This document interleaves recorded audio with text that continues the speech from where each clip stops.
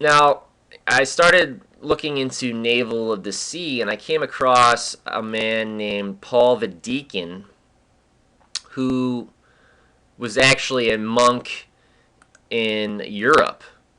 But he talks and references a giant navel of the sea. Um, and the fact that he uses that term, he refers to it as a navel of the sea, but in actuality, it was just a whirlpool off of the coast of Britain. And they talk about this navel of the sea, and the ancient Gauls at the time talks about it swallowing ships. Now, this story is considered by scholars to be a fictitious story because we don't have any accounts today of these whirlpools having the power to really take a large ship down. But in this story, he talks about the giant navel of the sea in that area that was so powerful it could take down ships. But that's not really what's important. The thing I found interesting about this was that the terminology he was using, connecting the two, and using that terminology of navel of the sea, something that we're associating and finding out in the Asian Pacific. So what they believed in the Greek mythology, and Paul the Deacon refers to it as this, as a Charybdis. And Charybdis was originally, it says here, we can see it's a woman female deity with snake-like tentacles in this picture, which perfectly matches all of our our Tiamat references and our Gong Gong reference. It's a female deity that is serpent-like and is associated with the water. And originally, the Charybdis was a nymph who was involved in flooding the land in order to enlarge her father's underwater kingdom. Her father was Poseidon. She is clearly connected to our serpent, to our sea monster that we've been following. And after she had flooded and expanded the underwater kingdom, she had been punished by Zeus in this Greek mythology, and she was turned into a monster that created whirlpools in the area. Nothing as powerful as she once was. And so I was looking at the ocean currents and what these people could have possibly considered the navel of the sea. You're looking for something that has a very large circular momentum that could create a current such as that. And these people have traveled and colonized every single one of these islands in the Pacific.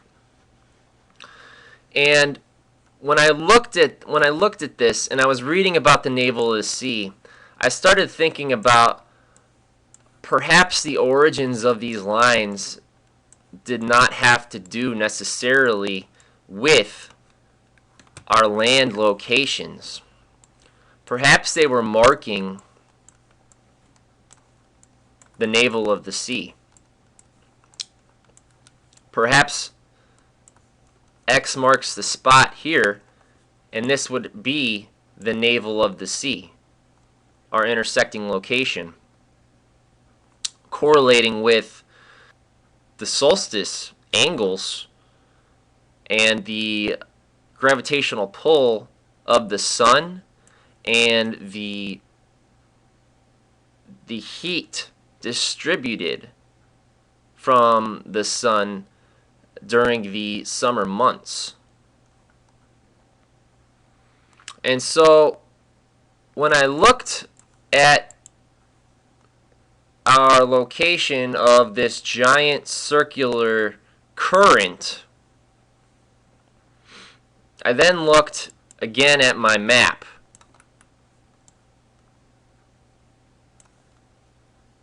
And they appear to be one and the same. Our intersection point and the positioning of our South Pacific Ocean current. So then I tried to find a Google app or a KMZ file for ocean currents, which turned out to be very difficult. But I did find one on the temperatures. And if we look, we can see this intersection lies right between our warm water and where we start to see these temperatures drop. Very interesting location. So we have this current here. The other thing I want you to notice about the currents is you've got a really nice current that'll take you right into Central America here. You've also got a current that comes up right to Peru. And that's where we find a lot of our amazing cultures in the Americas. And I once saw a documentary about the Australian Aborigines and how they had some images of boats on rocks, and the archaeologists said these are not just average boats. These boats are designed for long distance traveling. And then they further went into that they were finding Aboriginal skulls in South America that were at least 40,000 years old. And when we look at these currents, we can see that it's like a highway that is just leading straight to Peru. And you've got another one here that's leading straight to Central America. You've got another one here, and there's heavily the Native American populations here were seafaring people. So for them to say that man's only venture into the Americas came through the Alaska path is, I think it's very ignorant, especially when we know of these currents that existed in these people that had been so that their sailing abilities were so strong that to say that they had not conquered these continents before is just ignorant. And when you look at how the mythologies have evolved from the east to the west, from Asia to the Middle East to the west, you can see that all of these pyramid structures originated with this culture, which I believe was the Atlantean culture, and it existed in this area here. So I'm going to take you guys to an article. I found this originally on the on MSN, and on whale worship in Vietnam. And I'm just going to read this article. Here we can see a temple of the whales. And this temple, they pray to the god Ka-ang, which just means Mr. Whale. And in these communities, they pray to these whales. Okay, so I'm going to read here. At a colorful temple next to the turquoise sea off Lai San Island, weather-beaten Vietnamese fishermen offer up their prayers to an unusual god, Ka-ang, or Mr. Whale.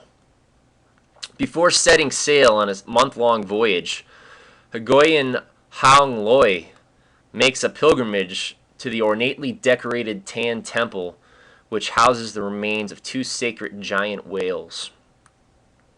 Praying to the whale will help us if we encounter trouble at sea, the 45-year-old said, as he was his crew prepared to depart from Lai San, an island of 21,500 people off the coast of central Vietnam. Up and down Vietnam's 3,200 kilometers of coastline, fishing communities worship giant whales, which they view as their guardian angels, a religious phenomenon of a type that experts say is unique to the country. If fishermen encounter a sudden storm when fishing and don't know where to shelter, then they pray to Mr. Whale to help Lai Sun Island's whale priest, Tran Go Zhang, told AFP. The whale will appear beside their boat, helping them through dangerous moments, said Zhang, a 79-year-old retired fisherman who now acts as a custodian at Tan Temple. After an elaborate prayer ceremony to appease the whale spirits, Zhang unseals two dimly lit rooms behind Tan Temple's ornate altarpiece, where the bones of two giant whales are stored. The whales, which weighed between 50 and 70 tons when alive and were both more than 20 meters long, beached in separate incidents on Lai San's shore over 100 years ago, Zhang said. The creatures were so big that hundreds of people would normally have struggled to haul them in, but after many prayers and rituals, just a few dozen islanders managed to drag them ashore with the help of a favorable tide, he said. Beached whales are given traditional Vietnamese funerals. They are buried for between 5 and 10 years, and then their bones are excavated and kept above ground. I want you to keep that in mind. Whale oil is separated off and stored in huge ceramic containers to be used during ritual cleaning of the whale bones on their death anniversary. Official media frequently reports on stories of miraculous escapes by fishermen aided by whales, with Suk Ko Doi Song, a newspaper under the Ministry of Health, most recently describing fisherman Dang Chow's escape. Chow's boat was heading back to the shore after a long fishing trip when it was caught in a storm. Heavily overloaded with fish, the crew feared they would capsize. Then a giant whale came swimming in front of the boat and blocking the storm so that the crew would sail back to shore, the report said. The whale only swam back to sea after the fishermen had got to safety. The fishermen were all so surprised they bowed their heads in prayer to the whale as he swam away, it added. Unlike in other countries where whales are revered, in Vietnam the practice is based on specific incidents in the past where the giant mammals beached near local fishing communities, according to expert Sandra Lantz. The Ka-ang religion was for this reason unique to Vietnam, said Lantz, who authored a 2009 study on whale worship printed in the Swedish Science Press. The practice of traditional rituals such as whale worship is encouraged by communist authorities, which for decades discouraged all religious activities before loosening restrictions in 2004. The majority religion, Buddhist, is now openly practiced, although vocal minority groups of all faiths routinely complain of official discrimination. Whale worshipping festivals which celebrate the catechians and ask the fishermen be blessed with bumper hauls and safe passage across the treacherous seas have been given the official seal of approval. A recent such event in southern Ba Ria Vung Tau has designated one of Vietnam's top 15 festivals by authorities. Lyson Islanders hope the whales could help boost their own tourist arrivals, which currently stand at about 3,000 plus a year. The authorities plan to reassemble the skeletons and build a new temple to put them on display.